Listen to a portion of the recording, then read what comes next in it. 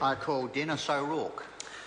Mr Speaker, the National Government has waited several years while a housing crisis developed. Over the last 5 years, the Government has allowed a housing bubble to emerge in Auckland by its inept immigration and housing policies, and now it blames local government. And it pretends that with the introduction of housing accords and special housing areas, it can solve the problem, but it won't. Only a comprehensive housing strategy to address both demand and supply factors, as advocated by New Zealand First, will make housing affordable for home buyers. The price of houses will not reduce under this legislation, and even the rate of increase is unlikely to reduce as a result of this legislation. And first home buyers will not be able to afford a house because the government's approach will have no effect on their capacity to raise a 20% deposit or to find an affordable home.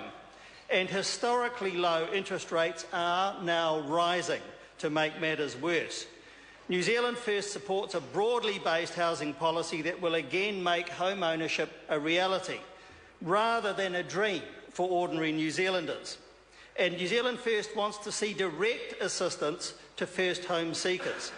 Although New Zealand First has no problem with the concept of housing accords and special housing areas, they will not be enough to improve the housing crisis.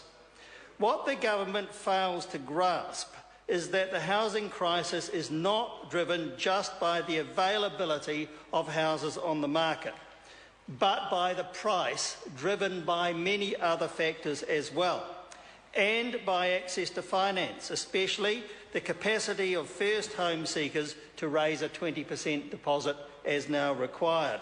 This bill only addresses the issue of collaboration with local government to assist it to ensure land availability, and this is clearly only a part of the problem.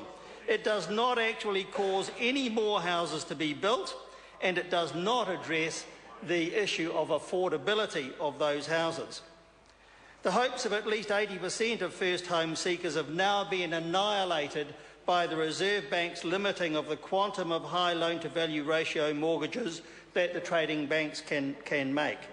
This will do great damage to the proper expectations of first home seekers to buy a family home, and this does not address the fundamental issue. The Reserve Bank doesn't care about it, and this government obviously doesn't care about it either. Another problem not being addressed is that overseas property investors and speculators have been buying up Auckland property, outbidding Kiwis trying to buy a home and worsening the housing crisis. They, of course, are not hurt by the Reserve Bank's loan-to-value ratio restrictions. Back in March this year, the Bank of New Zealand Residential Market Survey said in Auckland an estimated 11% of sales are to people offshore, not 3%, as Melissa Lee claimed, 11%. You see, Mr Speaker, I actually read the report, so I know that as a matter of fact. 11%, not 3%. And that is a significant proportion of the total number of home buyers in Auckland, contributing to the housing bubble there. And, Mr Speaker, the trend is worsening. If there is still a significant number of real estate agency companies promoting Auckland houses in Malaysia, China and other parts of Asia. Here is what one recent Chinese magazine article said, and I quote, "What could be better than a picturesque, comfortable country that is attractive to foreign buyers," unquote. Quote, "You can benefit from New Zealand's rising domestic housing market," unquote. Quote, "Data released last month reported the Auckland real estate market is firing like crazy and will soon exceed 2007 peak, and international buyers can share in this," unquote. So that gives you a flavour for what's going on as far as encouraging overseas people to buy houses, especially in Auckland. The government also does nothing about the migrant flows which have been concentrated in Auckland. It does nothing to tighten immigration policy in areas such as parental reunion, which have added significantly to housing demand in Auckland. This, Mr Speaker, is not xenophobia. It is good immigration policy to create those restrictions. It puts New Zealanders first, and that is one of the primary purposes for New Zealand First in this Parliament. Most important, Mr Speaker, the impact of Reserve Bank policies will fall most directly on first home buyers. The government's response to that has been pathetic. All it's done is to ease access to KiwiSaver, which is both ineffective and inappropriate because it should be encouraging people to save for their retirement.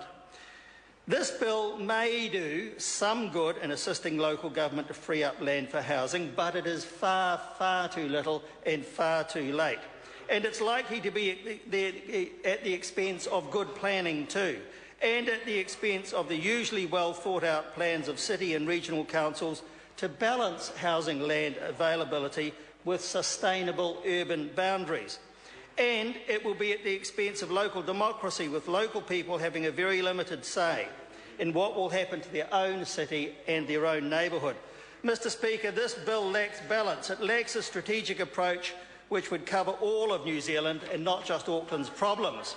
And it will not in the end help even one of the thousands of young families on limited incomes seeking their first home to find a modest and affordable home on a smaller section and to access a deposit and a sufficient home for their needs.